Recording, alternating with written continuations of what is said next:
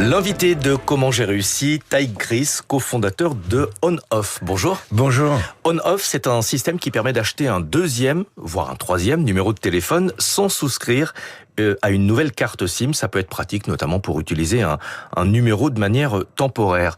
On va expliquer tout ça dans un instant. D'abord, on va parler de cette idée. Au départ, vous n'aviez pas pour fantasme de devenir entrepreneur dans la tech. À la base, beaucoup vous connaissent comme un champion de sport extrême avec un palmarès assez impressionnant. Comment est-ce qu'on passe du sport à l'entreprise? Comment est-ce que vous avez eu cette idée? En fait, j'ai toujours été un peu entrepreneur en créant différentes boîtes au début dans mon sport, ce qui était le roller. Mais bon, là, j'arrivais à la quarantaine, j'étais sur mon lit d'hôpital et je me suis dit, les sports extrêmes, ça n'a pas beaucoup de potentiel. Et finalement, les télécoms, tous les milliardaires sont là-dedans. Je vais peut-être me lancer là-dedans. Et cette idée, c'est vrai, c'était de mettre une application qui permet de créer un deuxième numéro pour vendre sa voiture sur le bon coin, un numéro temporaire, même un numéro pro sans avoir une deuxième carte SIM. Et c'est vrai qu'entre l'idée et la concrétisation, ça a été un enfer parce que il a fallu, moi j'avais pas d'argent, j'y connaissais rien, j'étais tout seul, etc. Il a fallu que je lève des fonds, que je m'entoure d'une équipe, que je devienne expert dans les télécoms, que je monte un vrai opérateur pour créer cette boîte. Mais le fait d'avoir pendant des années pratiqué des sports extrêmes, est-ce que ça vous a peut-être donner plus l'envie d'être entrepreneur, de prendre des risques, de ne pas avoir peur? Alors, c'est sûr que là, j'ai vraiment pas peur avec la vie que j'ai eue, mais je pense que c'est même plus profond que ça. Mes parents, ils sont artistes et ils ont parti du principe qu'il faut toujours suivre ses rêves.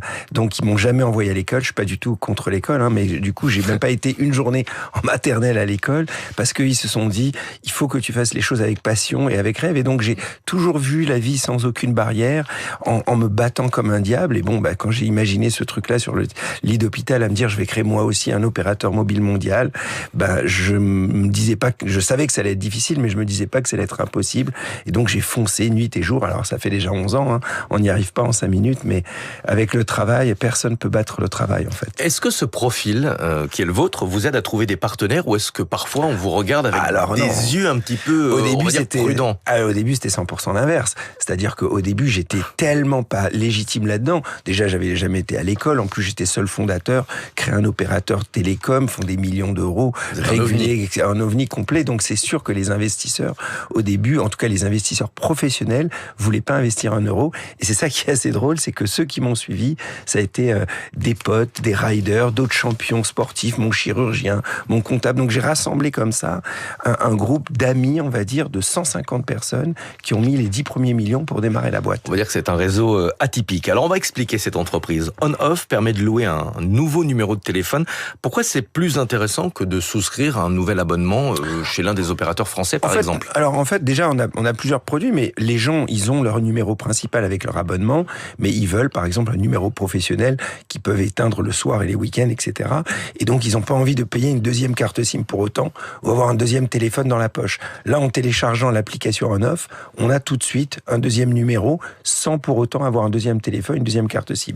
Mais après, on a d'autres produits, par exemple On-Off Travel, qui permet d'acheter de l'Internet à des coûts quasi locaux dans le monde entier. Donc vous allez, au Mexique, vous voulez de l'Internet en arrivant là-bas, pas besoin d'acheter une carte SIM à l'aéroport. En téléchargeant On-Off Travel, vous installez ça directement. Et la dernière brique qui est assez importante, c'est On-Off Business, où on vend des solutions de numéros dans le cloud, mais avec énormément d'intelligence, c'est-à-dire qu'on connecte ces numéros à des CRM, des analytics, de l'IA, des enregistrements d'appels. Donc, on fait vraiment de la cloud téléphonie hyper intelligente, on va dire. La particularité également, c'est qu'il est possible de souscrire un numéro de téléphone dans d'autres pays que la France. Oui, ça c'est vrai. Par exemple, il y a des boîtes qui travaillent, pour prendre l'exemple aux États-Unis, mais eux, ils sont à Paris. Et donc, évidemment, s'ils appellent un Américain, ils veulent l'appeler avec un numéro américain. Comme ça, cet Américain aura l'impression qu'on les appelle depuis là-bas et pourront surtout rappeler un numéro américain au prix local.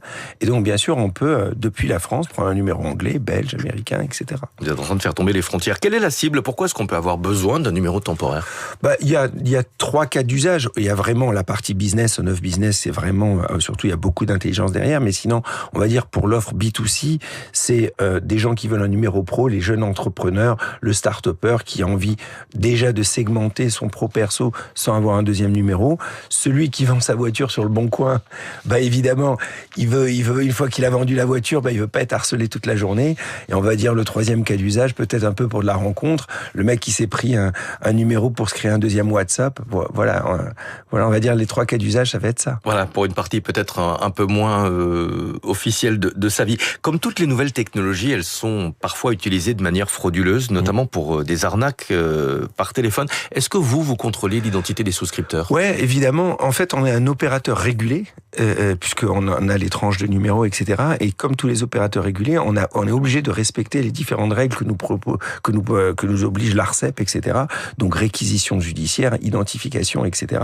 Et ça, on le fait pays par pays. Par exemple, si vous achetez sur notre plateforme un numéro belge, vous verrez que l'application ne vous demande pas les mêmes KYC que si vous achetez un numéro français, etc. C'est un peu comme les banques en ligne, vous voyez, où il y a les KYC. KYC, oui, c'est un mot anglais, mais pour dire connaître son customer, connaître son client. J'ai trop voyagé, donc j'ai encore plein de mots anglais.